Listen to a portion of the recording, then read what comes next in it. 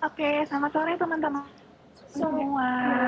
Terima kasih banyak udah meluangkan waktu untuk bergabung di acara diskusi buku kita sore hari ini. Perkenalkan, saya Maria. Saya adalah koordinator untuk divisi Development and Partnership di Personal Growth. Teman-teman sebelumnya udah pada tahu belum sih personal growth itu apa? Nah, mungkin ada yang udah tahu, ada yang belum. Jadi saya kenalan dulu kali ya. Jadi personal growth itu adalah sebuah perusahaan layanan psikologi klinis. Jadi kita base-nya adalah psikologi klinis. Setiap hari kita memberikan layanan konseling, baik itu offline maupun online. Terus juga kita ada layanan edukasi ke sekolah-sekolah, ke komunitas. Itu juga ada layanan untuk perusahaan seperti assessment, training, ada employee assistance program, macam-macam. Nah, kita tuh memang punya visi, kita pengen banget selalu ikut terlibat dalam pemberdayaan bangsa melalui edukasi dan kesehatan psikologi. Makanya kita ngadain nih acara diskusi buku sore hari ini. Senang banget teman-teman bisa join, dan kami berterima kasih sekali juga untuk partner setia kami nih, Kinokuniya, yang sudah mendukung kami untuk mewujudkan visi bersama. Jadi setiap 2 bulan sekali ya kurang lebih kita rutin ngadain acara diskusi buku ini gitu. Ini udah kali ke-13. Nanti kalau teman-teman lihat ada di judulnya tuh, di atas judul ada online book discussion series chapter 13. Jadi emang udah kali ke-13-nya kita ngadain diskusi buku ini. Sebelum-sebelumnya sih kita biasanya ngadainnya offline ya, kita ketemu di Kinokuniya di Pasar Senayan. Udah gabung juga sama kita sore hari ini dari GM-nya dari Kinokuniya ada Ibu Yanti. Selamat sore Bu Yanti. Terima kasih sudah bergabung. Terus udah gabung juga ada Ibu Ratih Ibrahim sebagai moderator kita, dan juga ada narasumber kita nanti akan diperkenalkan lebih lanjut. Nah, tapi kita sambil nunggu teman-teman yang masih bergabung ya nih, soalnya banyak banget yang daftar. Terima kasih, senang banget kita pada antusias. Yang daftar tuh full sampai 500-an, tapi karena kapasitas terbatas kita alihin lagi untuk yang lainnya untuk streaming lewat YouTube gitu. Nah, teman-teman, sebelum kita mulai diskusi kita kali ini, saya mau mohon bantuan dan kerjasamanya dari teman-teman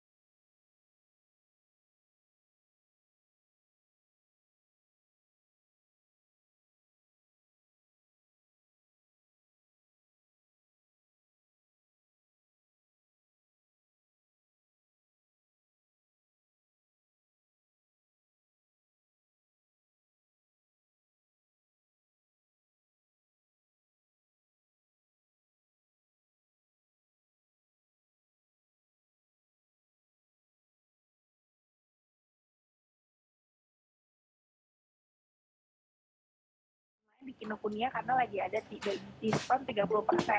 Bisa langsung cek info lengkapnya di Instagramnya Kinokuniya kali ya, @kinokuniya_id.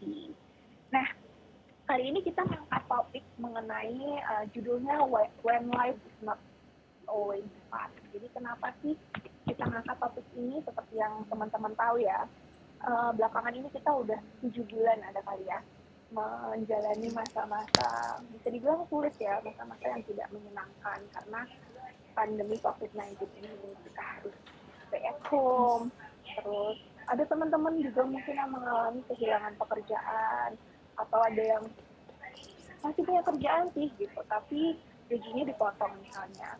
Terus ada juga yang mungkin mengalami sakit juga, entah itu sakit yang karena COVID-19 atau yang terdampak juga. Terus bisa juga kita kehilangan, ada sebagian dari kita mungkin yang udah mulai ngerasain kehilangan orang-orang terdekat kita, orang-orang yang kita kasihi. Sebuah pengalaman itu pasti menjadi pengalaman yang sebetulnya tidak menyenangkan ya, bisa dibilang pengalaman negatif dalam hidup kita gitu. Kita mungkin nggak bisa milih ya, kalau kita bisa milih sih pasti kita pengennya senang-senang terus, tapi apa ada ya, kita nggak bisa milih. Pokoknya aku setiap hari dalam hidup maunya mengalami hal yang menyenangkan, itu kan tidak mungkin juga. Nah, Makanya di diskusi kali ini kita mau bahas bareng-bareng, mau belajar bareng-bareng, belajar dari buku yang luar biasa bagus ini, judulnya When Breath Becomes Air dari Dr. Paul Kalaniti, dan juga dari narasumber keren kita tentang gimana sih kita memaknai pengalaman negatif itu secara dari perspektif yang berbeda gitu, supaya kita bisa mengambil manfaat dari pengalaman itu. Gitu. Nah, nggak usah lama-lama lagi. Diskusi kita hari ini akan dipandu oleh Ibu Rati Ibrahim. Ibu Rati Ibrahim ini adalah founder dan CEO dari Personal Growth. Saya persilakan Ibu Rati Ibrahim. Beliau merupakan psikolog klinis yang pengalamannya udah lama banget, udah lebih dari 25 tahun. Beliau merupakan psikolog lulusan dari Universitas Indonesia dan juga merupakan lulusan Magister Manajemen dari Universitas Prasetya Mulia. Begitu, saya serahkan kepada Ibu Rati Ibrahim. Silakan Ibu untuk memandu diskusi kita sore hari ini. Terima kasih Maria, selamat sore teman-teman semua.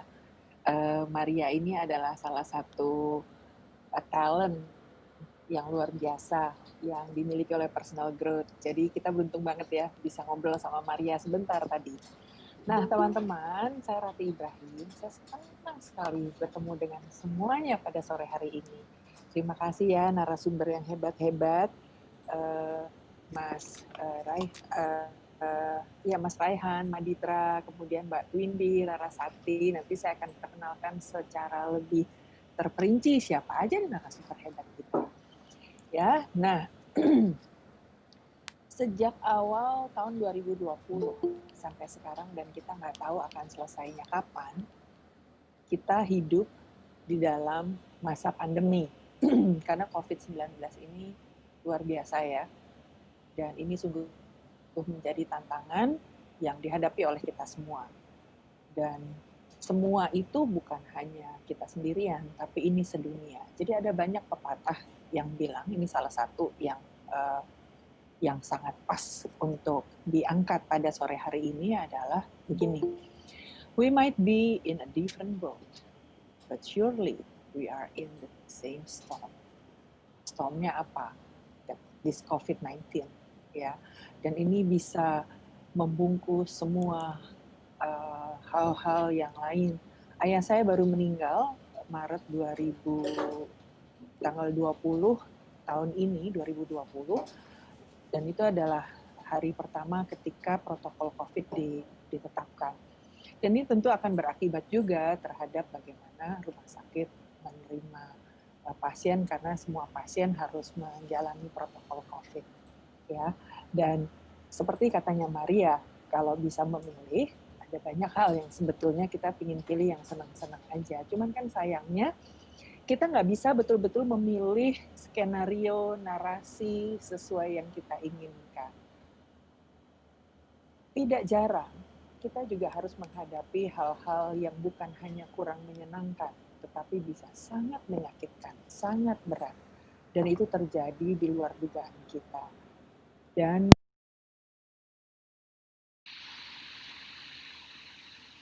psikolog klinis saya menyebutnya sebagai trauma. Tapi kalau kita mampu melihat dari sebuah perspektif yang lain, ternyata pengalaman-pengalaman itu juga bisa memberikan pelajaran yang berharga. Terus kita mesti gimana ya? Emang apa sih? Ini pasti teman-teman banyak yang bertanya gitu dalam hati, emang apa sih gunanya memaknai pengalaman sedih-sedih? Ya sedih, orang namanya lagi sedih, lagi sial, lagi apes, lagi marah. Apanya, pembelajarannya di mana nih? Gitu. Jadi kita akan langsung bahas aja nih, kita belajar banyak sekali tentang bagaimana memaknai kehidupan dari pengalaman yang tidak menyenangkan tadi, ya. Bahkan kalau di sini kasusnya adalah mengalami terminal illness dari seorang tokoh dokter loh, Paul Kalaniti. Saya akan bercerita sedikit tentang buku ini, ya. Jadi mungkin bisa dibantu share slide-nya. Jadi penulisnya ini kan dokter. Rasanya pasti sangat relate ya dengan situasi saat ini, belakangan ini, di mana kita kan membaca berita. Because of the COVID, banyak sekali rekan-rekan nakes yang meninggal saat bertugas di masa pandemi. Dan kita pasti bisa membayangkan sedihnya gimana, ya. Dan untuk itu, sambil nanti saya akan bercerita tentang bukunya, saya mau memperkenalkan dulu nih narasumber kita. Ada 2 orang yang luar biasa. Yang pertama adalah, ini kalau saya menyebut perempuan duluan bukan karena pilih kasih ya, tapi pokoknya disebut aja deh, ya. Mbak Twindi Rarasati. Nah, Mbak Twindi ini seorang dokter, lulusan dari Fakultas Kedokteran Universitas Pembangunan Jaya Jakarta dan saat ini berpraktik di Rumah Sakit Mayapada Jakarta Selatan. Nah, Twindi adalah seorang model, presenter, dan artis loh. Jadi bukan hanya dokter. Dan namanya semakin terkenal luas oleh masyarakat sejak dia memainkan peran sebagai Clarissa di sitkom The East, produksi Net TV.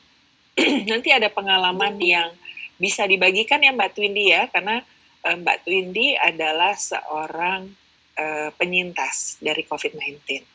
Yang kedua adalah Mas Raihan Maditra. Raihan ini seorang dokter lulusan dari Fakultas Kedokteran Universitas Gadjah Mada. Dan memiliki ketertarikan yang besar sekali dalam bidang kesehatan mental. Sehingga ini nih keren banget jagoan kita ini. Mas Raihan ini aktif ya, berbagi dan mengedukasi lewat Mako Talk. Nanti bisa diikuti juga nih, sebuah platform edukasi berbasis YouTube yang membahas topik-topik seputar kesehatan dalam keseharian. Kita tuh sempat kepoin Mas Raihan dan seneng banget. Nah, sebelum kita mulai cicet membahas tentang buku gitu ya, saya tuh mau tanya dulu, ini kan Anda berdua ganteng dan cantik minta ampun gitu ya. Ngapain sih jadi dokter? Karena yang saya tahu, untuk jadi dokter tuh kuliahnya lama banget. Udah gitu berat banget.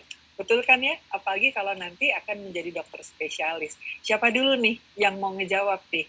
Raihan atau Twindi nih?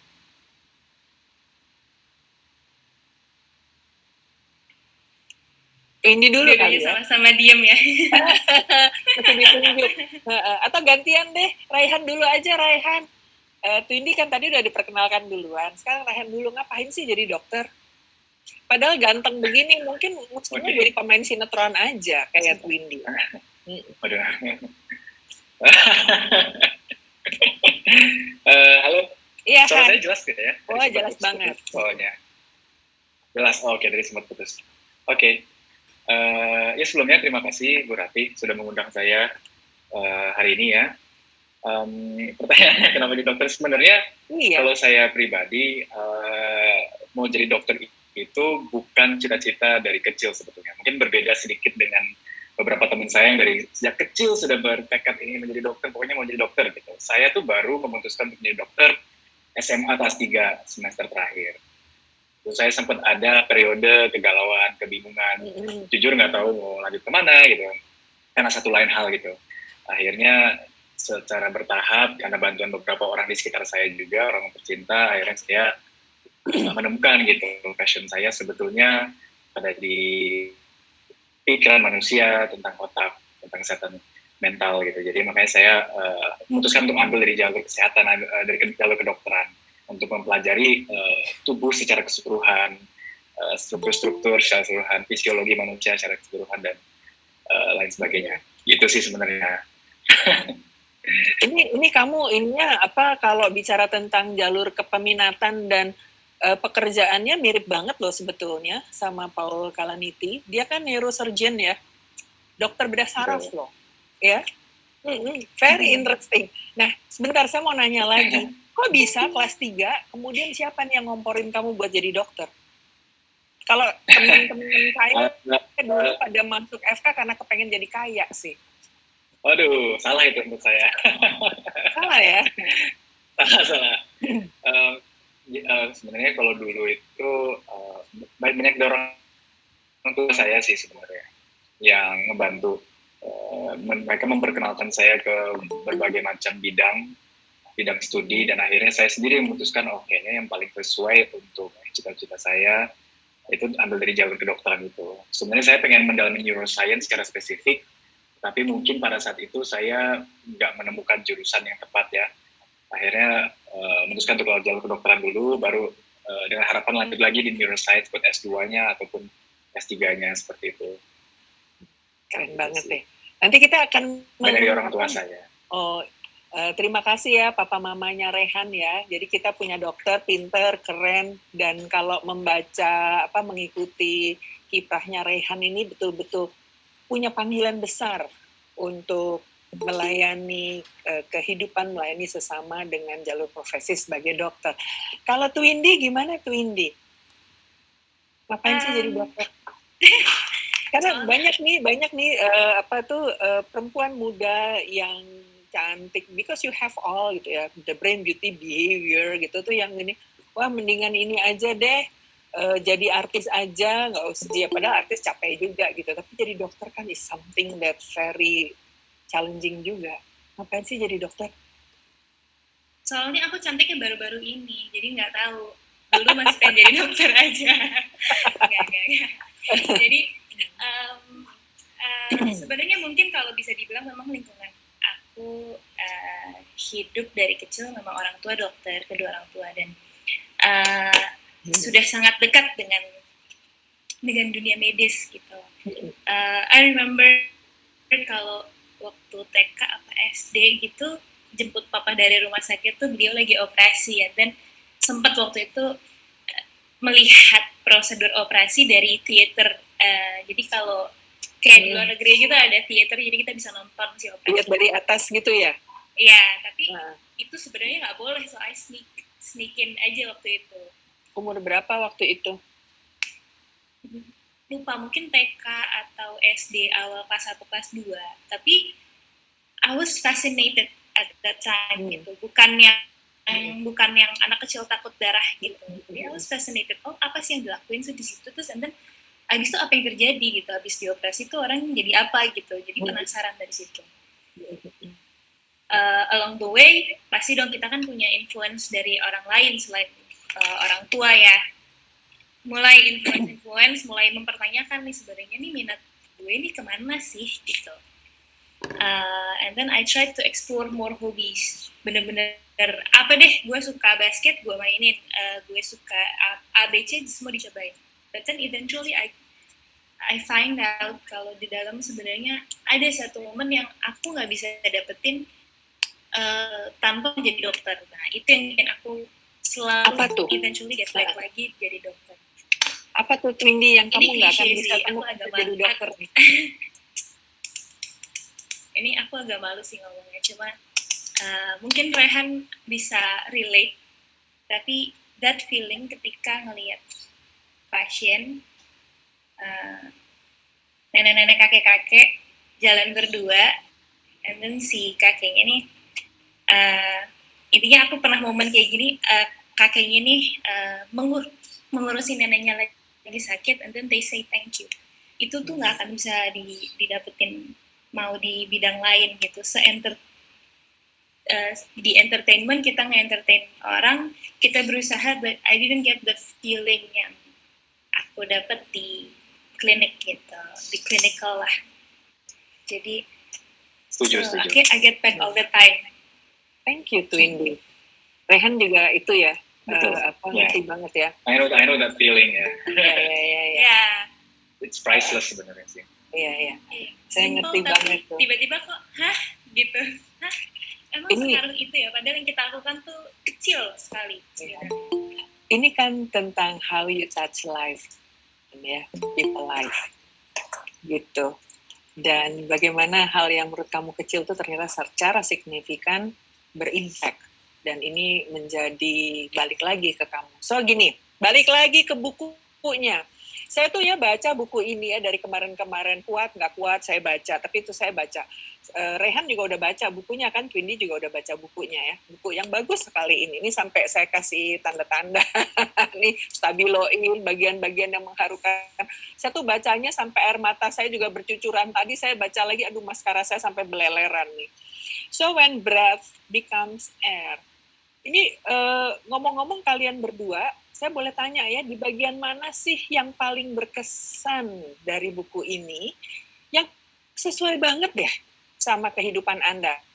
Saya sih kalau mau cerita bisa cerita banyak, but you both are the narasumber gitu. Mulai dari siapa dulu? Yang mau sharing nih? Langsung aja. Ini dokter-dokter kadang-kadang suka malu-malu nunggu dicolek. Ayo siapa dulu? Tunjuk dulu deh, yang udah bunyi duluan. Ya, boleh. Facebook. Sebenarnya kalau lihat dari buku ini, aku paling nangis-nangis bercucuran dan akan selalu ingat itu the ending, of course, gitu ya. The epilogue. The epilogue, how other people itu melihat hidup kita sebenarnya.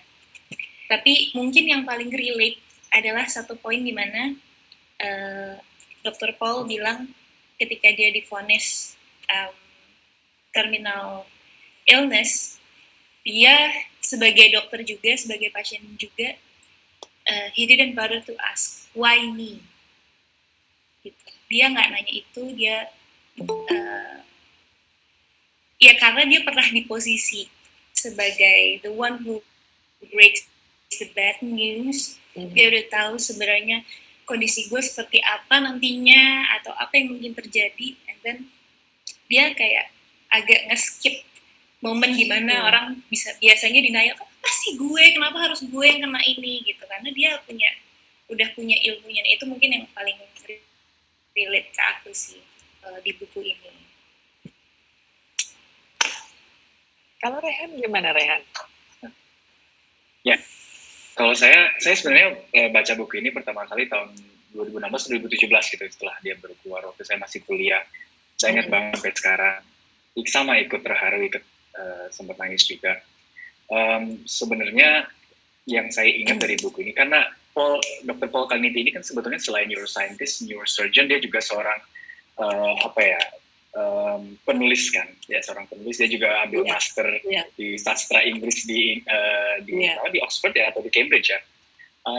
Jadi cara dia menuliskan, cara dia menyampaikan kata-katanya di buku ini itu sangat-sangat, kalau saya bilang bisa berbeda dengan buku-buku lainnya.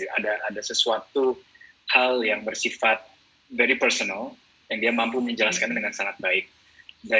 Tapi dari berbagai macam quotes atau tulisan yang dia buat buku ini, yang justru satu kalimat yang paling simple yang justru buat saya mengena banget, yaitu di part 2 kalau salah, di awal part 2 ketika dengan istrinya Lucy melihat hasil CT scan-nya itu sambil mereka nangis, pegangan tangan itu, Paul ini bilang, I don't want to die.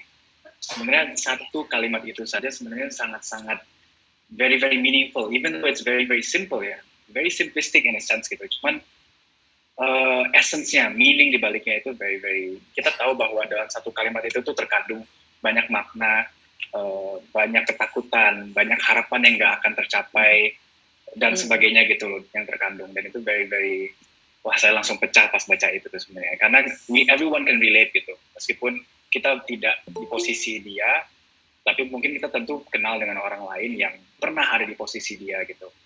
Dan sebelum kita ada di posisi itu, mungkin we will never know the extent of that feeling gitu. Kita nggak akan pernah bisa merasakan seberapa besar ketakutan yang dia rasakan atau apapun yang dia rasakan. Tapi kalau untuk hal yang bisa relate dengan saya sih, sebenarnya saat di awal-awal ketika dia praktek, every time ketika kita harus breaking bad news, setuju dengan Dr. Windy ya, every time we have to break bad news to patient ataupun ke keluarganya, itu very very terkadang heartbreaking juga gitu. Buat saya berat sekali. Saya terus terang, mungkin orang lain akan lebih mudah, tapi saya benar-benar susah sekali untuk bisa break bad news ke pasien, karena sulit untuk bisa membataskan atau membuat barrier emosional itu loh. Nggak tahu kenapa ya sebetulnya. Saya waktu tahun lalu internship, betul-betul mengalami banyak hal di luar pendidikan saya dulu waktu di Jogja, di luar koas gitu. Ini betul-betul saya mengalami what it feels like to become a real doctor gitu kan ya. Dengan harus saya sendiri harus menyampaikan gitu bad newsnya, saya sendiri harus menyaksikan seseorang itu meninggal. Ada satu memori sebenarnya kalau saya boleh berbagi ya. Boleh. Personal juga untuk saya. Ketika saya internship, saya ingat ada waktu jaga bangsal ya. Ada seorang anak, paling umurnya itu 5 atau 6 tahun, perempuan. itu sakitnya kalau nggak salah encephalitis, jadi peradangan dari otak ya. Encephalitis atau meningitis, encephalitis peradangan dari otaknya. Dan itu sudah dirawat lama, berulang-ulang, dan prognosisnya pun udah buruk. Sampai ada suatu ketika momen kita dapat code blue.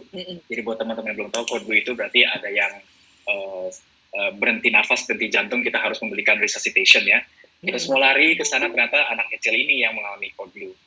Di dalam ruangannya itu dia sendiri bersama kedua orang tuanya, dan kita semua tim bersama perawat kita melakukan CPR kepada anak ini yang masih 5-6 tahun, lucu banget, cewek lucu, gemuk-gemuk gitu, dan kita harus melakukan pompa jantung dan sebagainya, berikan resuscitation, dan sambil melihat kedua orang tua nangis, pasrah, nggak tahu harus ngapain lagi, benar-benar memohon-mohon, dan kita sudah melakukan sebisa mungkin, dan itu cukup lama juga, dan pada akhirnya memang karena penyakitnya juga cukup ekstrim, nggak tertolong, dan itu salah satu momen pertama kali saya benar-benar pecah sih.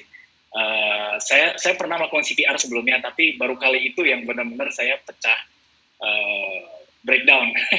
Saya nggak kuat, habis itu benar-benar saya langsung keluar dan nangis juga sih, dan saya sempat curhat ke dokter-dokter ini, gimana dok, saya benar-benar nggak kuat banget kalau harus kayak gini, dan mereka sih bilang, ya you'll get through it, atau you'll deal with it gitu, dan kamu akan terbiasa juga.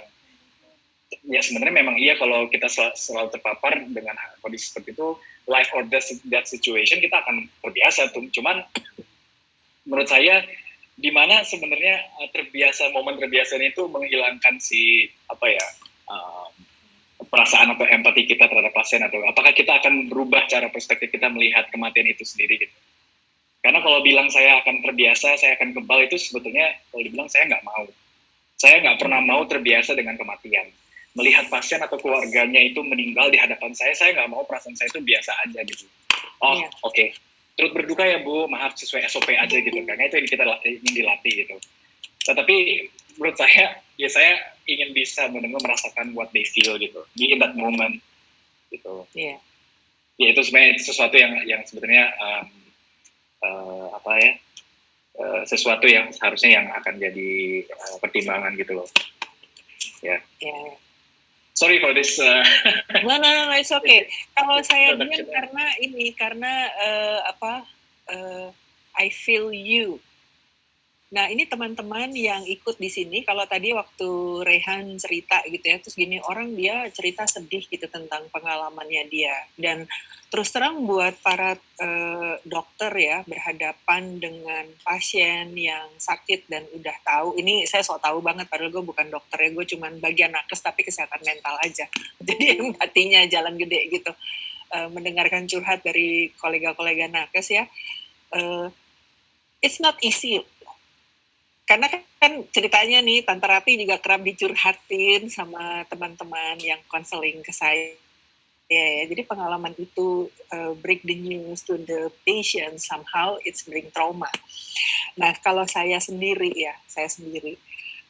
di halaman 16 nih, di prolog, waktu dia menerima the plastic arm bracelet all patients wear, padahal dia dokter, dan bagaimana dia memaknainya gitu ya. Dia cerita ya, di situ terus dia ada di ruangan, di tempat biasanya dia ngasih tahu pasien, lihat pasien, menjelaskan tentang terminal diagnosis and complex operation. In this room, I had congratulated patient on being cured of a disease and seen their happiness at being returned to their lives. In this room, I had pronounced patients dead.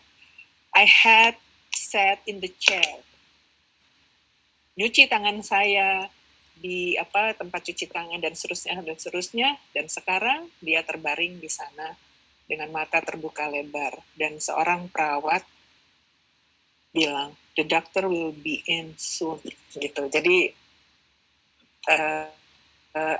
menempat itu, saya benar-benar tergugah, dan ada banyak lagi yang lain, misalnya di 146 ya, kan dengan pengalaman terminal illnya dia tulis begini nih, relief washed over me, my cancer was stable. Jadi yang stabil dalam hidupnya dia adalah kansernya. So, saya akan balik lagi ke dalam pertanyaan-pertanyaan untuk Rehan dan Twindy. Oh, tadi saya lupa ngomong. Yang tadi waktu Rehan terus agak ketawa kecil, itu kalau di psikologi, itu bukan dia ketawa-ketawain. Bener nggak Rehan? Ini adalah bagaimana Rehan harus membungkus emosinya supaya dia nggak larut di dalam pengalaman sedih, traumatisnya. Betul ya? Nah, sekarang saya mau cerita tentang siapa sih Paul Kalanithi. Jadi supaya teman-teman yang mungkin belum baca bukunya gitu ya, terus pengen tahu ngapain sih buku ini dibahas. Jadi buku ini adalah memoir kehidupan Paul Kalanithi, seorang ahli bedah saraf, dalam perjalanannya memerangi kanker paru-paru. Yang waktu dia didiagnosa, kankernya sudah masuk stadium 4, kanker ganas. Nah, pengalaman dia memerangi penyakitnya membawa dia ke dalam pemaknaan akan hidup yang lebih mendalam. Tentang hal-hal apa saja sih yang betul-betul berarti buat dia, apa saja yang ingin dia lakukan, ia capai, juga kepada siapa ia ingin menghabiskan sisa usianya. Tadi Rehan sudah ngomong nih malahan, Paul Kalanithi ini adalah dokter bedah syaraf ya dan penulis. Dia menempuh pendidikan literatur Inggris, Human Biology and History and Philosophy at Science and Medicine dari University of Stanford dan Cambridge. Sebelum dia lulus dari Yale School of Medicine, ini orang pinternya minta ampun ya. Dan dia banyak menulis tuh tulisannya sebagai dokter mengenai berbagai macam penyakit, sudah dipublikasi di New York Times, The Washington Post, The Paris Review Daily. Jadi itu tentang penulis. Jadi di sini kan diceritakan ya kalau dari bukunya itu dibagi menjadi prolog, kemudian chapter 1. Prolog chapter 1, In Perfect Health I Begin, ya, kemudian ada Cheese Not Till Death, chapter 2, kemudian epilog, hanya 4 chapter, tapi indah sekali. Jadi teman-teman ceritanya begini, di bagian prolog itu Paul menceritakan bagaimana dia didiagnosa mengidap kanker paru-paru, ya, dan diagnosa ini dia terima ketika dia menjalani tahun terakhirnya sebagai residen bedah syaraf. Jadi kalau di kedokteran tuh prosesnya panjang sekali ya. Nah, padahal sebetulnya gini, selama 6 bulan sebelum dia didiagnosa, dia itu mengalami sakit punggung yang sakit banget dan penurunan berat badan yang aneh gitu ya. Nah, sebagai residen, dia sadar bahwa ada resiko kanker yang mungkin dia alami. Jadi dia langsung memeriksakan diri, menjalani perawatan, terus kondisinya membaik. Dan sebetulnya pada usia 36 tahun, waktu dia ada di puncak karirnya, Paul ini pernah merasakan sakit dada yang parah sekali ya, dan berat badannya turun lagi. Seminggu kemudian, ketika dia mengunjungi temannya di New York, itu sakit di tulang belakangnya segitu parahnya tuh sampai ada momen dia terpaksa harus tiduran gitu loh, di di lantai airport. Ya, kemudian dia sebegitu sakitnya, jadi dia nggak lama berkunjung di rumah temennya, kemudian dia memutuskan untuk segera balik itu ke San Francisco tempat dia tinggal. Temannya bilang, itu nanti tasnya kamu ini aja deh, aku kirim aja deh lewat kurir, jadi dia nggak usah bawa apa-apa. Begitu dia sampai, dia dapat telepon dari dokternya, dan dokter yang merawat itu bilang bahwa hasil X-ray paru-parunya buram. So dia tahu bahwa sebetulnya dokter itu tahu artinya apa. Jadi tapi dia nggak mau nanya ya. Jadi dia pergi bergegas pulang mengabarkan ke istrinya dan tentang kemungkinan dia menderita sakit kanker ya. Dan itu tadi yang saya bacakan di halaman terakhir dari prolog. Dan momen itu menyadarkan betapa kondisi berbalik 180 derajat yang tadinya dia dokter kemudian dia menjadi pasien. Di chapter 2 di sini Paul menceritakan tentang kehidupannya selama dia menjadi dokter. Bagaimana dia menjalani hidup yang menurut dia itu sempurna banget gitu sebelum dia didiagnosa kena kanker paru-paru ya. Dan dia menceritakan bagaimana dia mengambil pendidikan, bagaimana passionnya, bagaimana saat menjalani itu di kedokteran dia dihadapkan dengan banyak sekali realita kehidupan dan kematian. Contohnya gini, pada suatu kali ya dia membedah kadaver. Dan dia menemukan ada 2 pil morfin yang belum tercerna di dalam perut kadaver tersebut. Nanti mungkin Rehan sama Twindy bisa jelasin kadaver itu apa gitu ya. Dan momen ini menyadarkan Paul bahwa setiap kadaver yang terbaring itu sebelumnya pasti punya kehidupan. Dan dia juga merasa bahwa orang ini pada saat dia masih hidup mungkin merasakan kesepian dan kesakitan sampai di akhir hidupnya masih harus menelan morfin.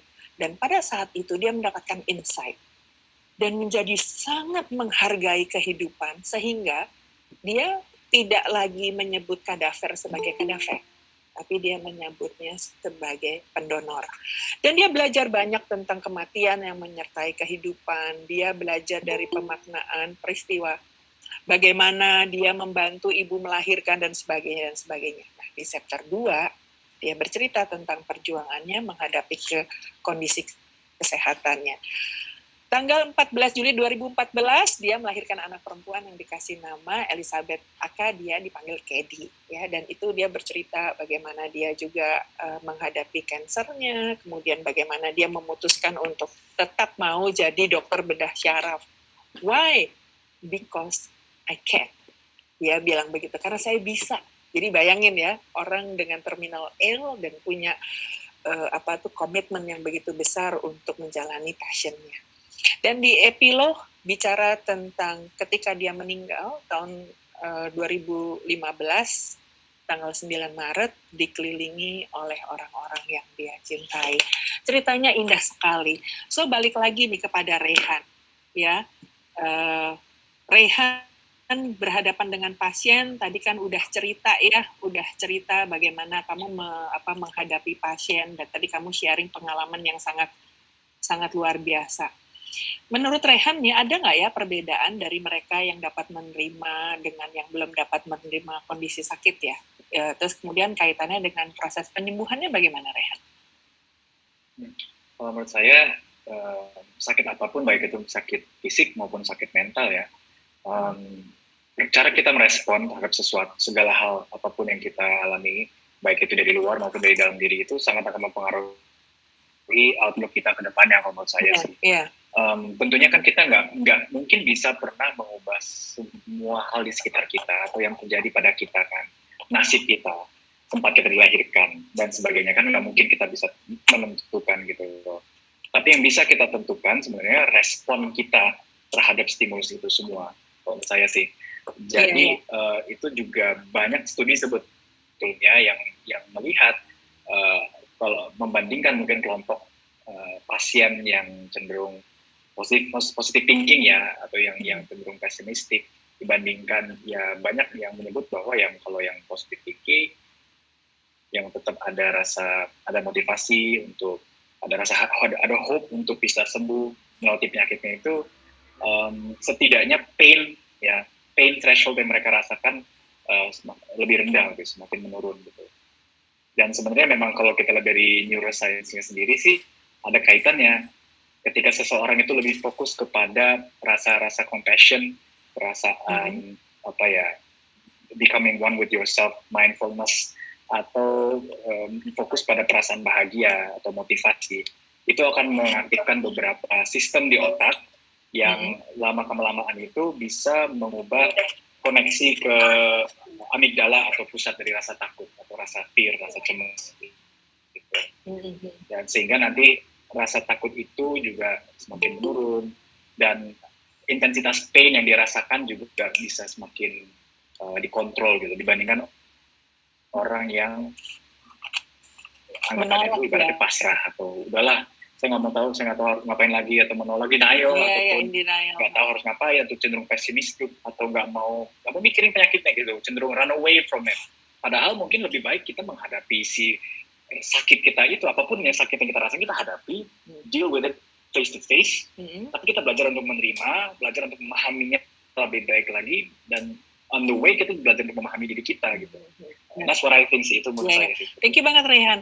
Nah ini kan bicara tentang tadi ini pendapatnya Rehan. Jadi sebetulnya acceptance membantu kita untuk bisa lebih mampu untuk deal dengan penyakitnya. Nah di buku ini kan bercerita tentang pengalaman Paul sebagai dokter ya, yang dulunya sehari-hari bekerja merawat, mengobati orang sakit, kemudian kondisinya berbalik dan dia kemudian malah yang jadi pasien di sini.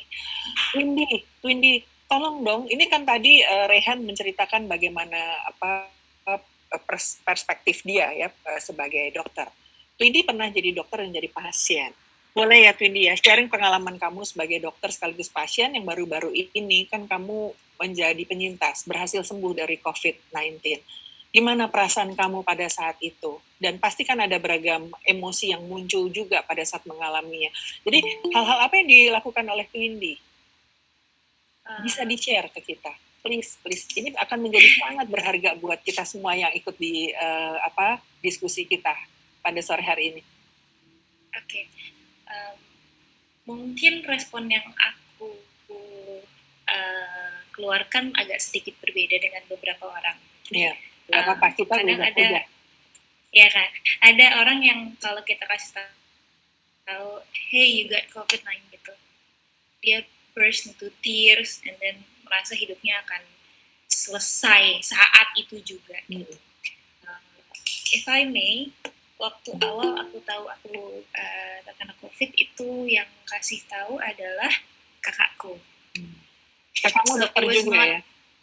Yeah, it was not the doctor, tapi dia kenal sama salah satu dinkes, salah satu orang di dinas, yang mengabarkan mereka kesulitan cari nomor handphoneku karena emang waktu itu aku nggak nyantumin mungkin atau gimana. Mereka kesulitan, but karena dia kenal, loh ini adiknya teman saya gitu, so she contacted her, bilang as it turns out I tested positive gitu. Jadi the first respon yang ketika aku angkat telepon, Di, kamu udah tahu ya hasilnya gitu. Apa? Hasil apa? Swab gitu. Hasilnya positif. Oh ya, papa mama gimana? That's what the first word itu aku langsung tanya orang sekitar gue yang kontak sama gue itu gimana. I don't know why, tapi I felt kalau aku yang kena, it's a risk that comes with the job. Dan waktu itu udah jalan sebulan kita dengan pandemi ini, so it's bukan suatu hal yang mengagetkan kalau seorang dokter bisa terpapar gitu. Iya. And I came home, langsung ngumpulin papa mamah gitu. Langsung, Pah, Mah, saya mau bicara. Gitu. Jadi mungkin kalau bisa dibilang anak bungsu, jadi harusnya kolot yang menye-menye sama ayah ibu, tapi ini tiba-tiba saya serius, Pah, Mah, saya mau bicara. Kenapa? Ada apa gitu? Ya, saya positif COVID-19. Mungkin saya harus dirawat. Mungkin papa mama harus diswab. Gitu. Terus mereka berdua kayak kaget, mungkin anak paling bungsunya yang biasanya kayak iya papa mama yang kayak gitu, tapi ini tiba-tiba jadi tegas. Oke, jadi terus biasanya kan orang tua itu inginnya mengarahkan ya, tapi at that time papa kasih aku, and then what you wanna do? Aku bilang oke, besok aku udah lapor ke kantor, aku udah lapor ke rumah sakit, I tested positive. Besok aku ketemu dengan spesialis, aku tanya apa yang harusnya aku lakukan saat ini, karena waktu itu beritanya masih simpang siur kan, masih paper udah banyak, tapi belum ada yang menjelaskan komplikasinya seperti apa. Even till now belum tahu kan komplikasinya si COVID ini seperti apa. Kita baru tahu sebatas ya. Aku pengen tahu perasaanmu gimana sih waktu kamu ini dikasih tahu tentang diagnosa positif COVID-19-nya itu, Windy. Kan saya juga banyak teman yang ngasih taunya aja panik gitu loh. Dan ada penyintas yang teman-teman penyintas yang kemudian juga datang ke sini dan konseling gitu sama tim kami di personal growth. Kamu sendiri perasaannya gimana? I didn't feel sad. Maksudnya, untungnya at that time aku tidak ngerasa sedih. Tapi yang aku rasa adalah aku takut. Takut bukan terhadap terhadap gue bakal mati nih, bukan itu yang dipikirin aku, tapi aku takut orang tuaku. Itu yang pertama aku pikirkan adalah orang tua dan orang sekitar. Everybody who might have contacted sama aku, mereka gimana kalau mereka sampai positif gara-gara aku? I would blame myself. Jadi at that time udah nggak rasa tanggung jawab ya, Iya, aku nggak pernah mengeksplor apa yang aku rasa saat itu at that time karena I was too busy in my mind. Okay, what to do next? Habis ini gue harus A, B, C, make sure everything is safe, everything is secure, my parents are okay, and then I get admitted to hospital. Jadi udah busy mungkin kepalanya. Barulah di rumah sakit mungkin karena aku mengesampingkan semua rasa yang harusnya aku rasa di awal, baru ketika di rumah sakit aku baru ngerasain, oh serem juga ya, gitu. Barulah ketika di rumah sakit aku ngerasa, oh this is a very serious thing ya, as it turns out. I thought aku bisa, ya it's just an infection aja udah gitu, and then I get out dari hospital in a week or so. Tapi ketika momen aku nggak bisa get out dari hospital sesuai timeline yang aku bikin di kepala aku sendiri, itu aku baru benar-benar breakdown, benar-benar ada panik juga ya. Ada di situ baru ngerasa kayak bangun tuh kok nggak keluar ya, kok nggak pulang dari rumah sakit. Itu mungkin probably week 2 di rumah sakit, dan yang notice itu perawat. Karena mungkin bisa dibilang I tried my best to be as bubbly, as happy as I could buat mereka juga, karena aku tahu mereka pasti berat ngerawat pasien COVID, mereka takut tertular juga. Jadi sesama nakes aku berusaha kayak, kakak jangan sering-sering masuk ke sini, pokoknya every time mereka masuk aku bikin mereka secepat mungkin do their job terus out gitu, jadi jangan sampai mereka lama-lama. Tapi at that time aku udah sepasrah itu sampai ada satu perawat Nada namanya, Kanada. Hai Kanada, kalau kamu ada di sini. Dia nggak pernah memperkenalkan diri, but I saw di tulisan di maskernya. Dia bilang, Kak Twindy kenapa? Kok biasanya kakak kalau misalnya kita ada yang masuk, dia selalu, hai kak, pagi, kakak udah ngapain aja. Well, emang I was too noisy at that time, karena nggak punya teman ngobrol mungkin ya. Tapi di hari itu aku nggak bangun sampai siang hari, sampai jam 12 siang tuh nggak bangun aja, udah tidur aja terus. I didn't say anything, tapi aku nangis. Aku nangis aja, nggak ngomong kayak, gue sedih kak, gini segala macam, tapi I cried. Terus dia juga jadi terdiam kayak, kak nggak apa-apa, kakak pasti sedih. Ini aku jadi keinget lagi deh. Nggak apa-apa. Dia bilang, kakak pasti sedih kan di sini, apa jauh dari orang tua, gini segala macam, pasti takut. Terus aku bilang, akhirnya after I find myself udah bisa napas lagi, udah bisa pull my words together gitu, aku bilang, iya kak, aku pengen pulang. Sorry ya. Iya. Intinya kayak, how hard it is. Iya, mungkin di kepala aku belum sampai pikir aku bakalan meninggal atau apa gitu, tapi at that time being isolated, even though as much as aku suka sendiri, it was ada momen gitu. Terus akhirnya ngobrol beberapa saat sama Kanada, dia bilang, Kak Twindy gimana kak, intinya kayak kita bikin deal, hari ini Kak Twindy boleh nangis, boleh sedih, boleh ngapain, kakak boleh pesen ojek online buat makanan, but then tomorrow kita semangat lagi, kita bangkit lagi. Itu simple, tapi buat aku, jadi aku boleh nih sedih-sedih, nangis-nangis, tapi pokoknya besok aku janji sama diriku sendiri, I'll get back on my feet gitu. And then that's what I did. Sampai malam aku tuh cuman diam, nangis sampai akhirnya tengah malam aku kelaparan sendiri karena nggak langsung makan, aku pesen ojek online. Pokoknya intinya gimana caranya tuh nasi bebek ada di depan muka gue. Itu doang yang aku pikirin, dan habis itu I told myself besok aku harus semangat lagi. And that's what I did. Okay. Semangat lagi. Good. Jadi kalau kembali lagi kepada buku ini ya, kan kita bicara bagaimana kemudian berdasarkan apa yang kita baca, kemudian kita relate dengan kehidupan kita sehari-hari. Dan narasumber kita ini adalah dokter-dokter yang kita tahu ya, teman-teman nakes, dokter-dokter adalah mereka yang ada di garda depan berhadapan dengan COVID. Dan pengalaman dari Dr. Paul ini menginspirasi banyak. Ini memang bukan diskusi yang ceria-ceria, gembira-gembira, tapi kita bisa belajar banyak di sini. Contohnya ya,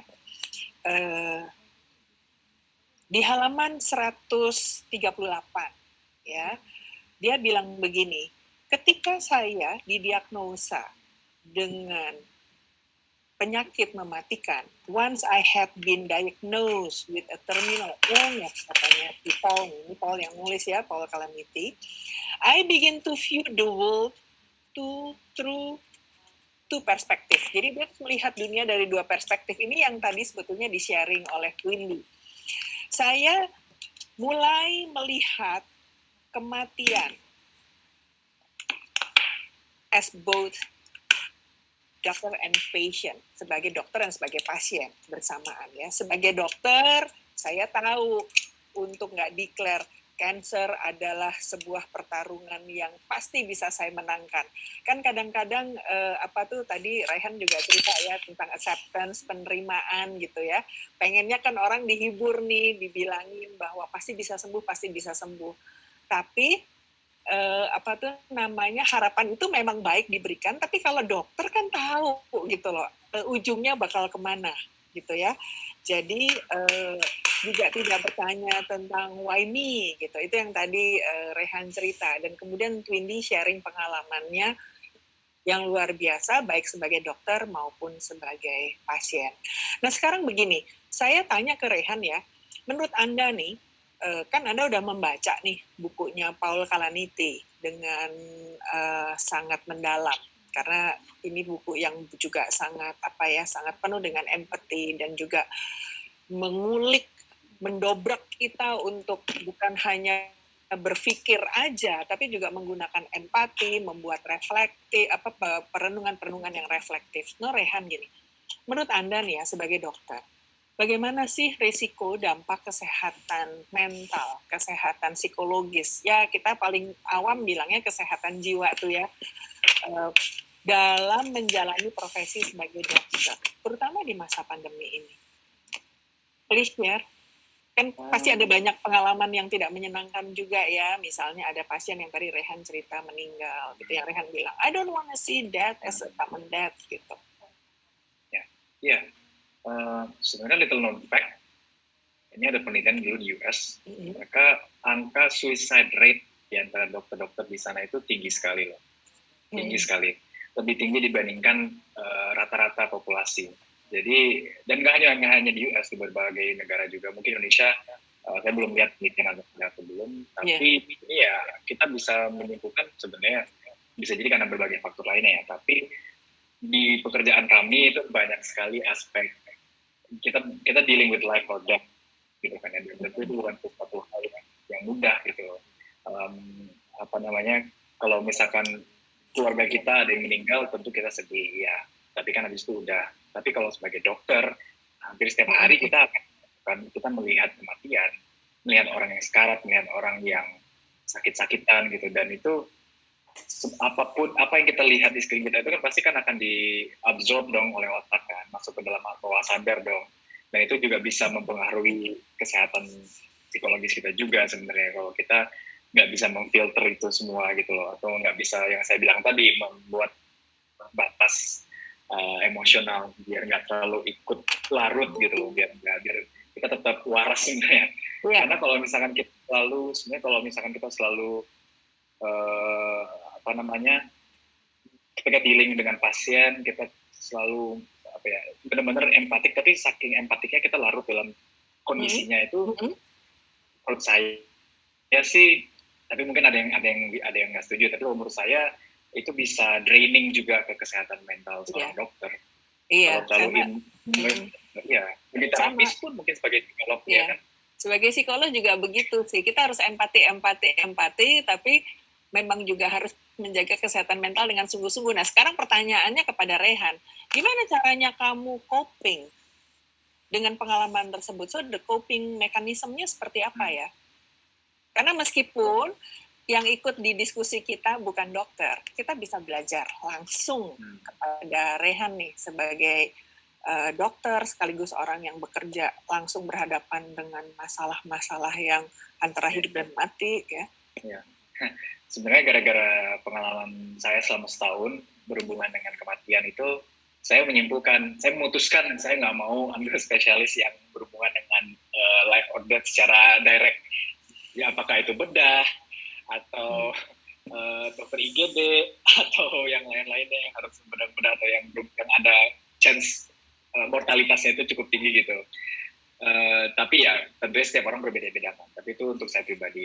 Cara saya meng-cope sebenarnya adalah untuk tidak terlalu dipikirin sih sebenarnya. Saya nggak tahu ya coping mechanism saya secara alami yang keluar apa. Tapi kalau saya ingat-ingat sih ya saya berusaha untuk redirect my attention to something else atau segera ngobrol sama dokter atau minta minta pendapat dari dokter senior, dari teman-teman internship saya, biar kita biar kesannya tuh saya nggak sendirian gitu loh. Saya nggak dealing with this sendirian. Saya punya beberapa orang lain yang sama-sama mengalami hal yang sama, kita bareng-bareng bergeraknya, cuman jadinya tersebar, perasaan saya bisa disebar gitu loh. Ada semacam, mereka juga merasakan hal yang sama, jadi ada reinforcement ya, ada sesuatu yang sehingga menguatkan saya gitu loh. Oh oke. Saya punya backingan, saya punya support system di antara kolega saya dan tentu orang tercinta juga. Juga. Saya sering cerita sama istri saya, ya sebelumnya sih belum istri saya, tapi sekarang udah istri. Saya curhat juga sama dia dan banyak bahas soal begini. Nah ini untungnya jadi dokter tuh masih bisa nih cerita pengalaman berhadapan dengan pasien ke pasangan nih. Kalau psikolog klinis semuanya confidential. Jadi caranya kalau tadi Rehan bisa cerita gitu ke orang tercinta gitu, ke keluarga. Kalau kami nih para psikolog, kami kemudian membuat kasuistik, jadi nanti ada terapi butterfly hug untuk masing-masing. Dan kepada tim saya biasanya ini nih yang saya sarankan. Begitu udah selesai semua file rekam medik gitu ya, tinggal di meja dan bilang udah ya selesai ya, saya mau pulang. Ini menjadi sugesti terapeutik supaya yang tadi tuh bicara tentang coping mechanism. Saya nanya dong sama Twindy, buku ini kan menceritakan perjalanan penulis ya Twindy ya, untuk membuat keputusan-keputusan yang dia rasa penting sekali di sisa usianya.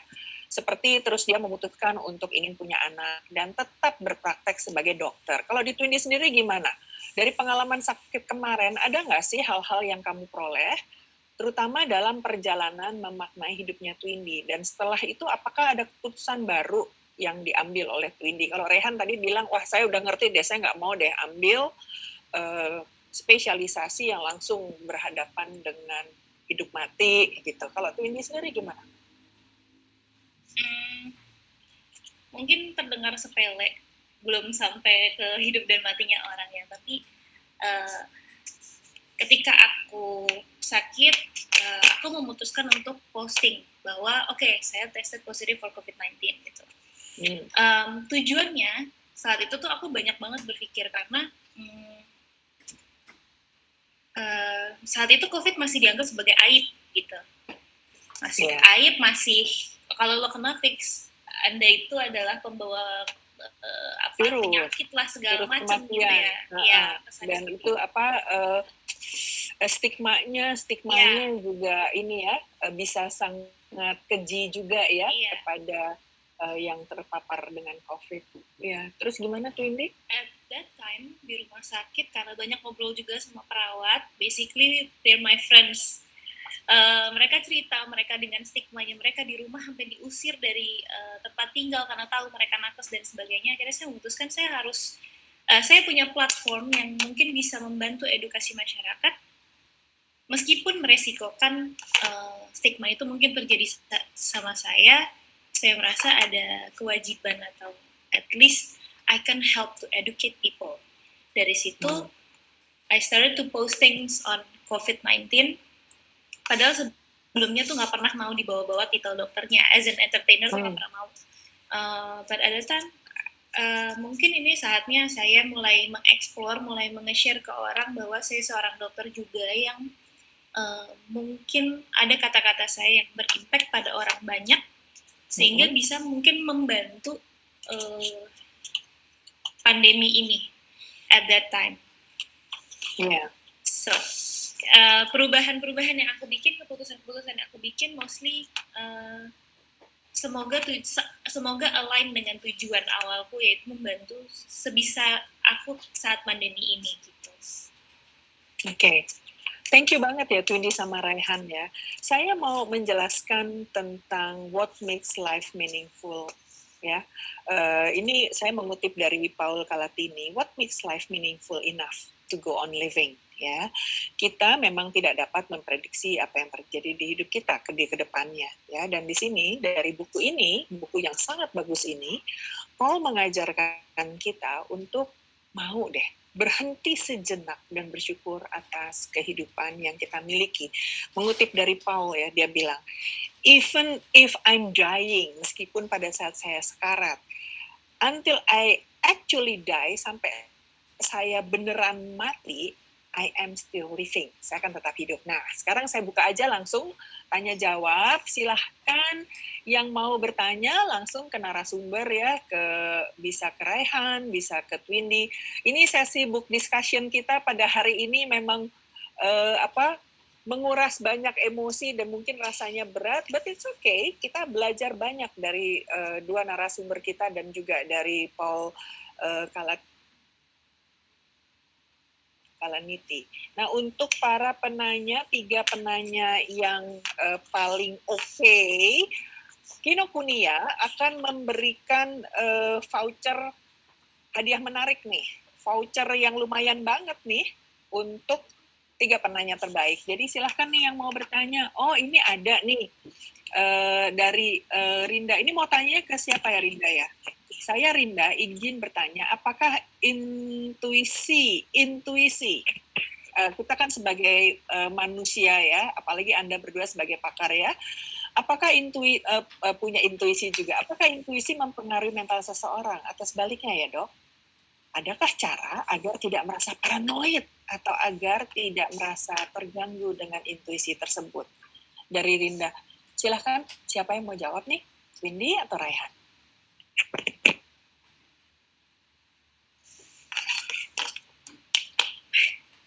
Mungkin Rehan kali ya, karena dari tadi aku mungkin cuman sharing tentang pengalaman aku. Mungkin di sini boleh di-define dulu intuisi, karena ada berbagai macam definisi ya, mungkin tergantung sumbernya ya. Yang dimaksud intuisi di sini yang seperti apa ya? Apakah perasaan atau semacam indra keenam atau mungkin Kak Maria ini halo ya, bisa boleh. Betul, silakan Rinda, boleh langsung nyalain audionya aja untuk bertanya langsung, jadi bisa diklarifikasi juga tadi pertanyaannya dari Dr. Raihan. Halo Rinda, boleh?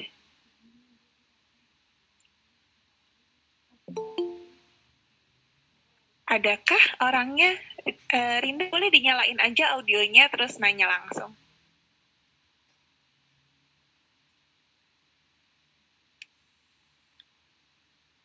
Oh, maaf Kak, nggak bisa on audio. Nggak apa-apa deh. Tapi gimana ya, kamu bisa ketik dulu di sini. Kita masuk ke penanya kedua dulu, boleh Kak Maria? Boleh, ya. Kita lanjut dulu. Ada Mbak dulu ya, nanti saya bacain. Silakan. Ada Mbak Intan Ajrina, ini izin bilang mau bertanya, boleh dinyalain aja Mbak audionya untuk tanya langsung.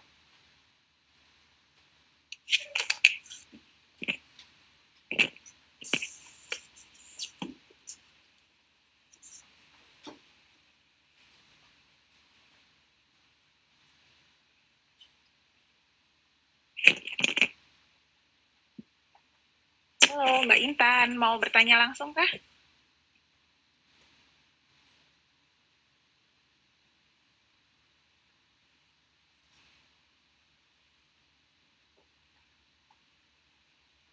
Sepertinya tidak ada juga, kita lanjut ke penanya berikutnya dulu kali ya. Ya, ini dari dibacain aja sama Maria. Iya, boleh saya bacain aja. Ada pertanyaan dari Mbak Nur Sugiyarti. Halo Kak Raihan dan Kak Tindi, bagaimana sih cara kita menerima diri kita apa adanya? Silahkan Kak Raihan atau Kak Tindi mau jawab. Kalau menurut saya, ini sesuatu yang memang sulit, karena apalagi dengan era teknologi sekarang, kita selalu membanding-bandingkan diri kita secara nggak sadar dengan orang lain. Dengan apapun yang kita lihat di sosmed, dengan kehidupan yang kita lihat di sosmed, pasti kita bandingkan. Jadi ini sesuatu yang sulit. Cuman kalau saya rasa sih, kita harus pintar-pintar memfilter informasi yang masuk ke dalam kepala kita, sehingga kita berhenti sejenak untuk mendengarkan external voices dan mulai mendengarkan our own internal voice. Jadi suara kita sendiri, siapa sih diri kita ingin menjadi manusia seperti apa. Di dunia ini, di hidup ini kita ingin melakukan apa, what's the meaning of this life, gitu. What makes my life meaningful, gitu kan, sesuai dengan Paul Kalanithi.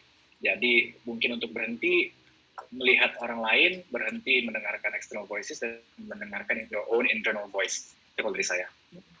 Indah sekali ya. Terima kasih banyak. Ini saya langsung masuk ke pertanyaan berikutnya aja nih, dari Talia Maharani Sandi. Selamat sore. Atau Talia mau ini bisa nyalain mikrofonnya nggak biar ngomong sendiri? Iya, sore. Sore.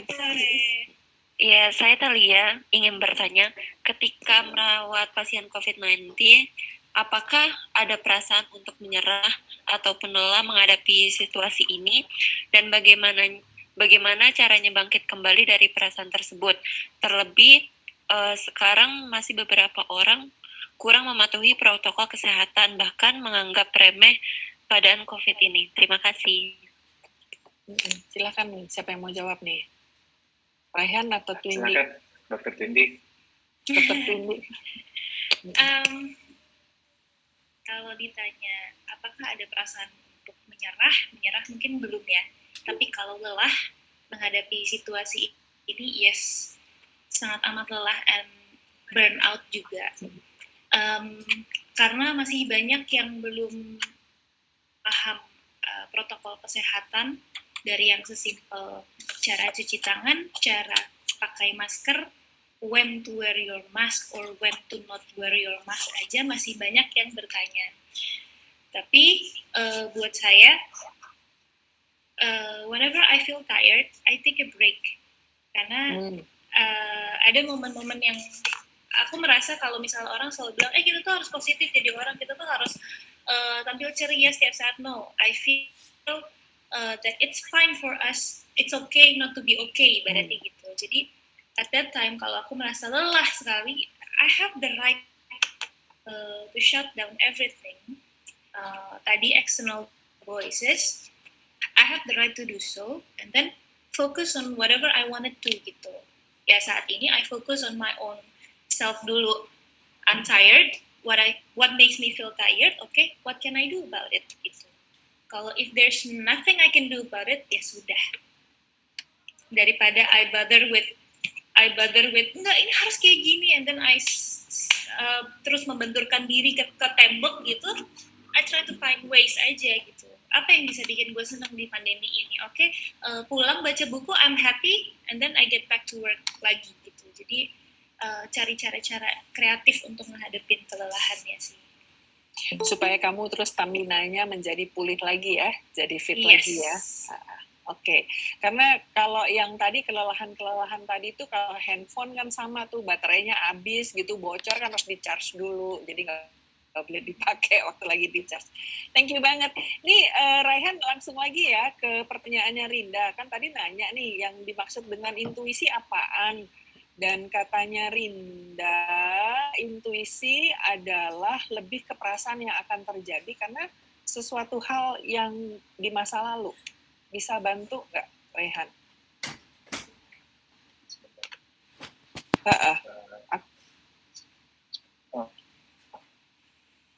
Intuisi mempengaruhi mental seseorang nggak sih? Ini sesuatu intuisi dalam arti sesuatu hal yang terjadi di masa lalu, apakah mempengaruhi mental seseorang ataupun jadi atau sebaliknya mental seseorang. Oh, kalau menurut saya tentu, maksudnya semua atau kejadian di kemudian masa jadi lalu, paranoid nggak mengatasi ya, paranoidnya? apakah trauma ataupun apa pengalaman yang kita rasakan di zaman dulu itu, ya itu bisa mempengaruhi kondisi mental kita saat ini kan. Cuma kalau saya ibaratkannya gini, kita itu untuk mencabut tanaman liar, ya, itu kan kita bisa nyabut sampai akarnya kan. Tapi ada opsi lain, selain itu kita bisa timpa si tanaman liar itu dengan fondasi semen. Kita timpa, kita bangun rumah di atasnya, lengkap dengan jendela, dengan atap, dan rumah ini kita bisa hidupin, satu keluarga bisa hidup di dalam rumah ini. Jadi ibaratnya selama rumah ini dipelihara, di-maintain dengan baik, dia akan menjadi sesuatu yang valuable dan yang bertahan lama gitu. Ibaratnya seperti mental seseorang, selama mental kalian dijaga dengan baik, kalian kembangkan terus, kalian build terus bagaikan rumah gitu kan, kalian pelihara, mudah-mudahan itu akan menjadi sesuatu yang long lasting dan valuable untuk kalian. Dan tanaman liar ini tidak akan muncul lagi sampai ke permukaan, gitu. Tidak akan mengganggu mental kita lagi. Mungkin kalau saya bisa memberikan metafora seperti itu sih. Thank you menurut banget. saya, ya. Maria, ini ada banyak pertanyaan. Bisa nggak Kak Maria bikin pertanyaan yang mana aja nih? Ini ada pertanyaan yang bagus banget menurut saya, Bu. Langsung aja mungkin bisa menyalakan audionya Mbak dari Margareta Astuti. Boleh bertanya langsung kalau bisa menyalakan audionya. Halo Kak Margareta. Ini pertanyaan bagus banget, jadi bisa dapat hadiah nih, voucher dari Kinokuniya. Ya, teman-teman benar banget, nanti untuk 3 penanya terbaik kita pilih akan dapat voucher buku dari Kinokuniya. Sepertinya Mbak Margareta mungkin kesulitan menyalakan audio, jadi saya bacakan aja pertanyaannya. Selamat sore, saya Eta izin bertanya. Nggak bisa pakai audio, lagi masih di kantor. Coba bacain aja, Maria. Iya, pertanyaannya, dari pengalaman tidak menyenangkan dan juga menimbulkan rasa takut tadi, terutama terkait kematian dari Kak Twini sendiri tadi putus asa kan, sempat putus asa, sempat depresi gitu ya, mengalami penyakit COVID. Dan dari Kak Raihan sendiri tentang pengalaman kehilangan pasien yang waktu itu pasiennya masih kecil lagi kan. Gimana sih Kakak mengolah rasa di diri itu untuk tidak selalu terus mengingat-ingat momen itu gitu?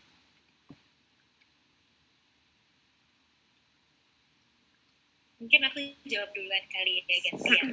Silakan. Kalau aku sama sekali tidak ada rasa di diri untuk tidak mengingat momen itu, karena buat aku momen itu tuh bakalan jadi pelajaran yang penting buatku. Kalau dulu aku ikut ISQ, loh anak ISQ, itu tuh bilangnya ambil yang baiknya, buang buruknya, ya nggak sih? Pasti sering banget dengan itu. Jadi ketika aku dapat pengalaman yang kurang mengenakan, aku ambil semua yang baik. Aku akan terus ingat momen-momen di mana orang-orang sekitarku mendukung aku untuk sembuh. Aku akan ingat orang-orang yang bahkan nggak kenal sama aku ngedoain. Aku akan ingat yang baik-baiknya, dan yang buruk-buruknya buat aku tuh pelajaran gitu. Jadi nggak pernah menganggap itu sebagai misfortune. Even up till now, kalau dibilang kalau misalnya boleh ngulang, terus disuruh kena COVID lagi, pasrah nggak? Ya pasrah.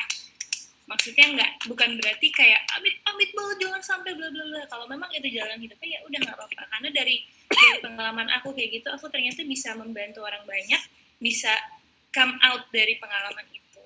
Jadi kalau buat aku di kepalaku ya, mungkin ini ada ajaran di agamaku, kalau Tuhan tuh nggak pernah ngasih cobaan lebih besar dari kemampuan umatnya. Jadi aku selalu percaya itu.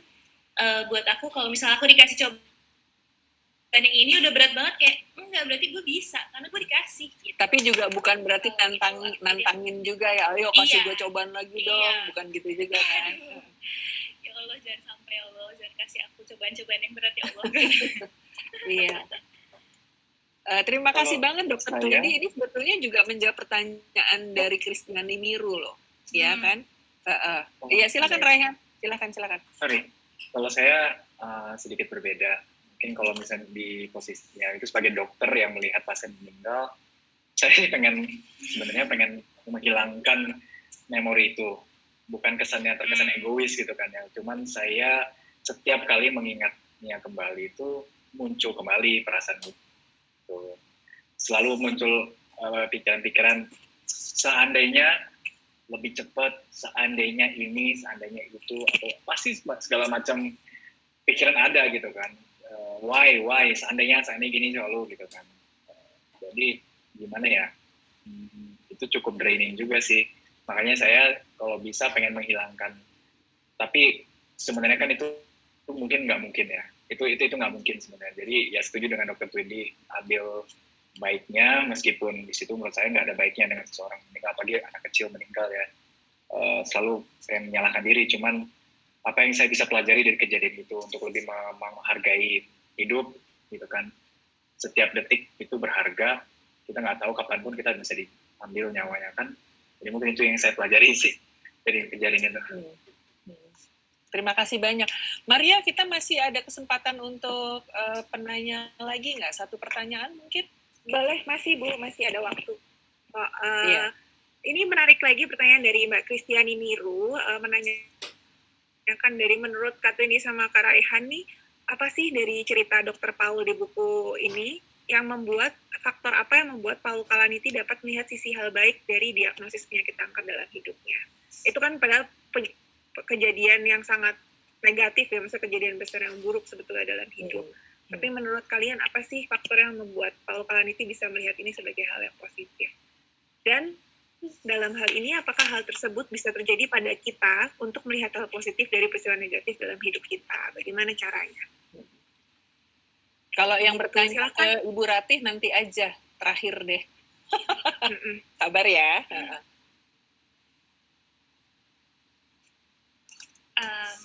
Aku jawab ya. Mungkin Silakan.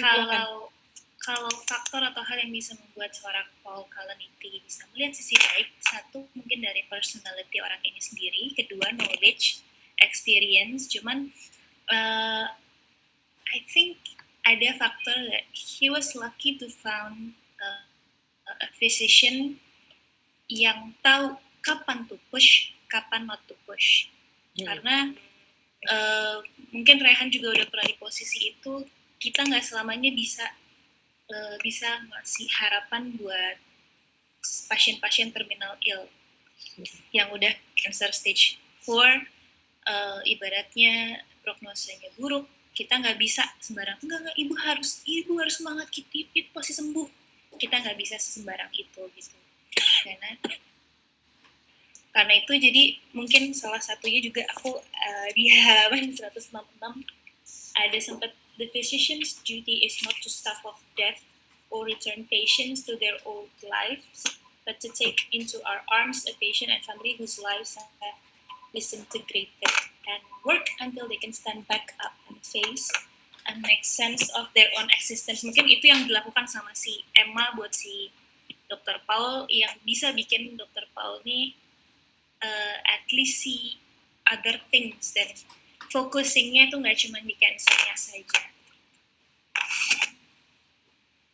Iya. Oke, terima kasih banyak, Twindi. Thank you. Sebenarnya saya mau ngelanjutin penjelasan dari Twindi ya, Dr. Twindi. Itu kalau kita lihat di halaman 140 ya. Ini kan dia cancer, kemudian mental terminal illness ya, terus kondisinya kan betul-betul jelek. Bayangin loh, dia menjelaskan tentang ketika dia harus menjalani physical therapy. Jadi dia bilang begini, ini semuanya harus dia lakukan. Ya, dia lakukan, which is buat dia nggak bisa ngangkat dirinya dia sendiri, itu adalah proses yang menyakitkan sekaligus memalukan.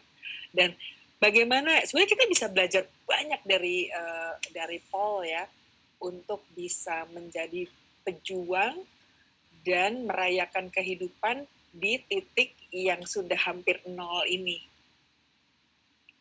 Dan ini keren banget. Sorry, ini nggak tahan untuk nggak komen.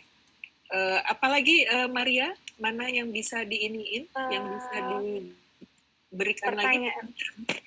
Pertanyaan menarik lagi nih dari Mbak Intan Ajrina. Tadi yang mau nyalain audio tapi nggak bisa ya.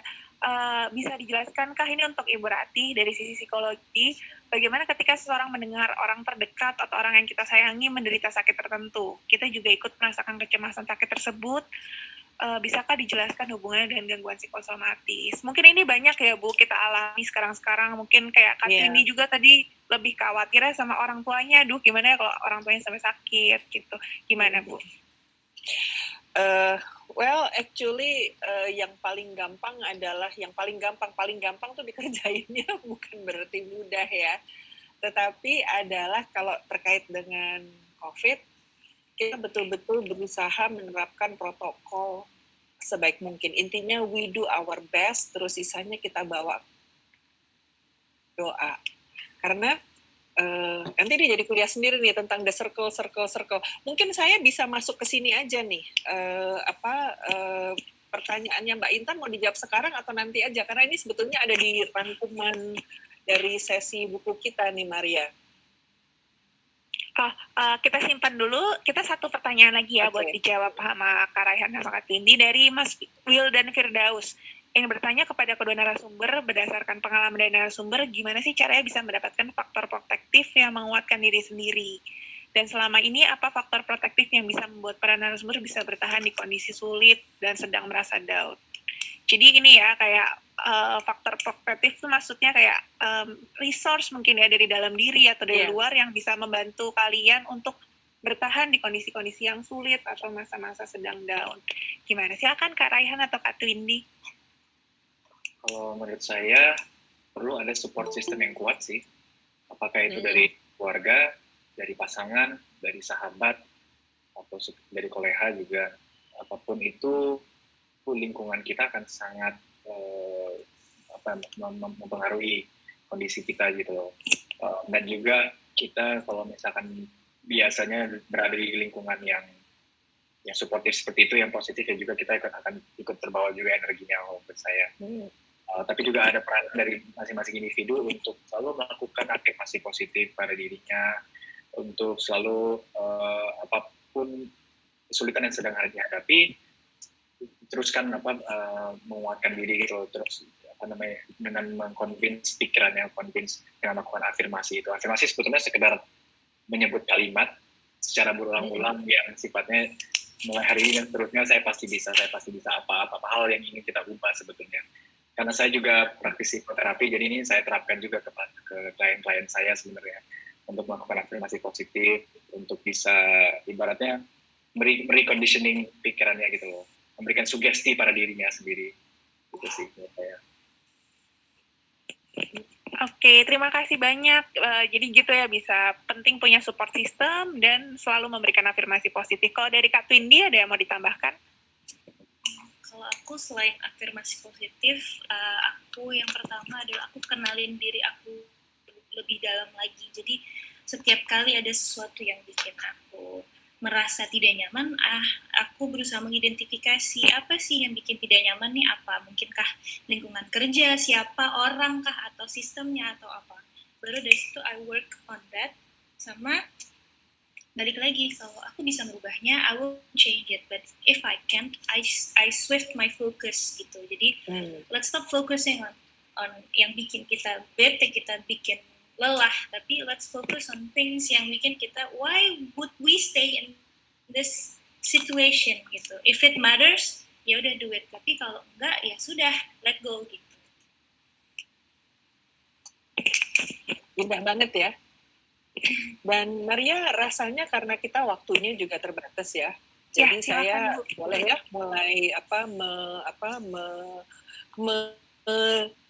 buat summary dari konversasi kita pada sore hari ini. Paul Kalanithi adalah sosok yang sebetulnya bisa sangat menginspirasi hidup kita ya. Bagaimana kita memaknai hidup dan menjalani penderitaan, kalau kita bilang cobaan hidup gitu ya, itu menjalaninya juga dengan ikhlas, dan bukan hanya dengan ikhlas, dia juga gigih gitu, menjalani hidupnya to the fullest. Ini adalah kata-kata dari Paul Kalanithi yang sungguh-sungguh menyentuh, buat saya ini sangat menyentuh dan sangat inspiratif. Jadi dia bilang ini, even if I am dying, until actually I die, I'm still living.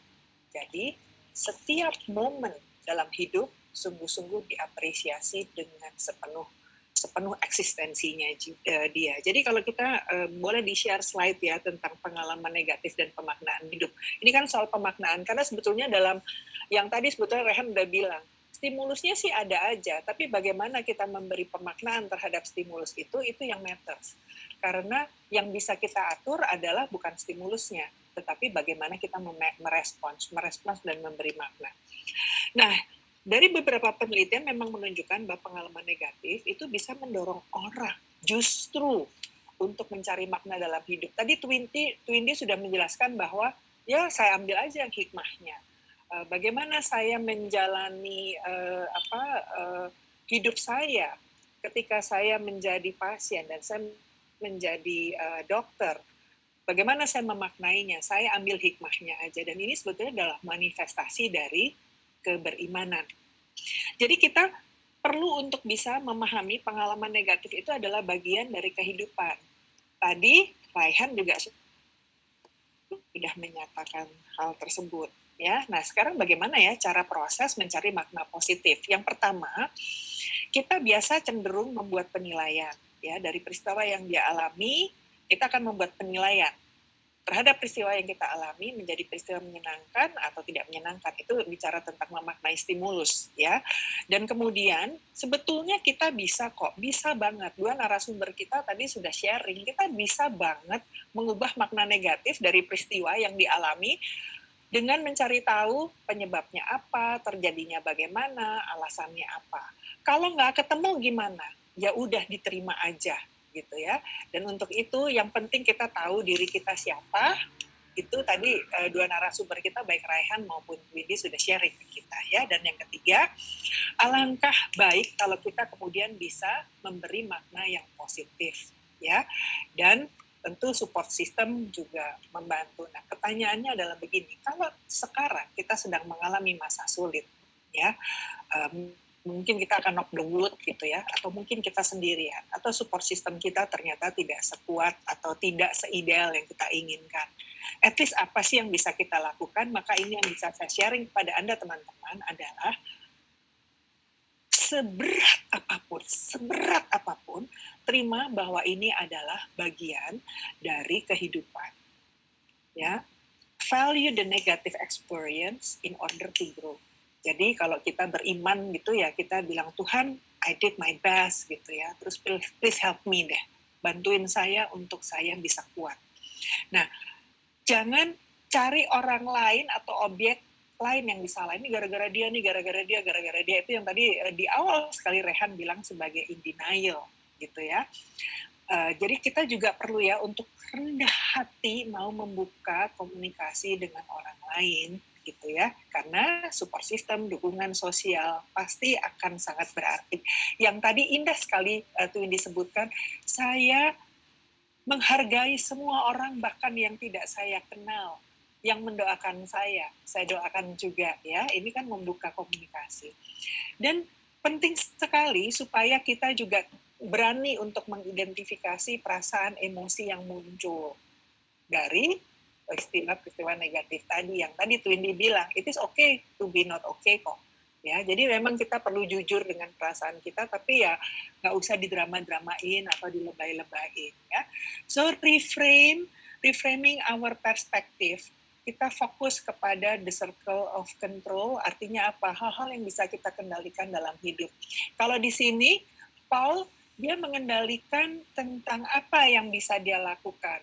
Dia tetap menjalani profesinya sebagai dokter bedah karena itu yang bisa dilakukan sampai titik kemudian dia tidak mampu lagi, kemudian dia fokus mengapresiasi apa yang dia punya dan dia kembali kepada keluarga sebagai ayah, sebagai suami gitu ya. So take a step back. Nggak apa-apa kok mundur. Kemudian kita bisa lihat dari bigger perspektif. Dan di sini kita bisa melihat bagaimana sebetulnya Tuhan tidak memberikan cobaan yang melebihi dari kapasitas kita. Berarti dia percaya bahwa kita mampu menjalaninya. So, jika diperlukan, please reach out for help when you need it. Ya. Jadi ini yang kita dapatkan dari sesi kita, diskusi kita. Terima kasih banyak teman-teman. Katanya Paul Kalaniti, don't you think saying goodbye to your child will make your death more painful? Karena kalau di akhir buku Paul meninggal dengan sangat tenang, kematian yang sangat indah, sangat damai, dikelilingi oleh saudara-saudaranya. Ya, Lucy and I both felt that life wasn't about avoiding suffering, tapi juga bukan kemudian melakukan hal-hal yang aneh ya, tapi bagaimana menjalaninya, menerimanya dengan sepenuh tawakal dan keikhlasan. Oke, terima kasih banyak ya Raihan, terima kasih banyak Windy, terima kasih banyak yang stay sampai sekarang. Diskusi buku kali ini memang bukan untuk ketawa-ketawa, but we can learn a lot dari pengalaman yang sangat precious, pengalaman dari Paul Kalaniti, kemudian juga sharing yang sangat berharga dari Raihan dan Windy. Thank you banget, saya kembaliin. Terima kasih. Terakhir mungkin Ibu Ratih, Kak Tini sama Kak Raihan sebelum ditutup, ada pesan-pesan terakhir, bukan pesan terakhir, maksudnya terakhir di sesi ini, untuk teman-teman yang mungkin sedang going through the hard times, mungkin kita semua ngerasain sedang sulit dan berat ya masa-masa ini, dari Kak Tini dan Raihan, untuk penutup ada pesan-pesan kah untuk teman-teman di luar sana? Silakan. Iya, tunggu-tungguan nih. Duluan. Kalau dulu kita sering dengar biar waktu yang menyembuhkan, tapi buat aku sekarang itu healing takes time. Jadi bukan waktu yang menyembuhkan, tapi proses healing itself that takes time. Jadi jangan lupa kalau memang kita in wound atau sedang terluka lah, healing tuh butuh